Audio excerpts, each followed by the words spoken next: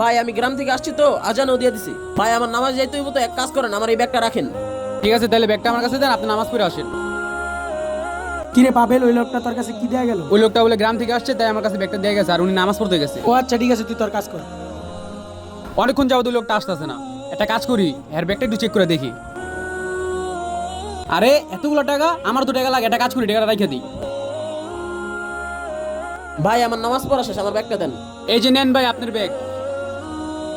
ভাই আমার ব্যাগে তো টাকা ছিল, টাকাগুলো কোথায়? আপনি আমার ব্যাগ দিয়ে গেছেন, আপনার ব্যাগে কি আছে না আছে এটা কি আমি জানি? বেজার করে না, জানতো কেন থেকে? আচ্ছা ভাই তাহলে শুনেন, হ্যালো মা, এই মাসে আমি টাকা পাঠাতে পারবো না, আমার দোকানে এমনি বেচা কিনা নাই। আচ্ছা রাখি। ভাই আসলে এই টাকাটা আপনার জন্যই ছিল, আপনি হারামভাবে নিছেন, হালালভাবে পান নাই। ভাই একটা কথা সবসময় মনে রাখবেন, হালালভাবে চলার চেষ্টা করবেন। আসি ভাই, আসসালামু আলাইকুম। ভিডিওটি ভালো লাগলে একটি কমেন্ট করে যাবেন।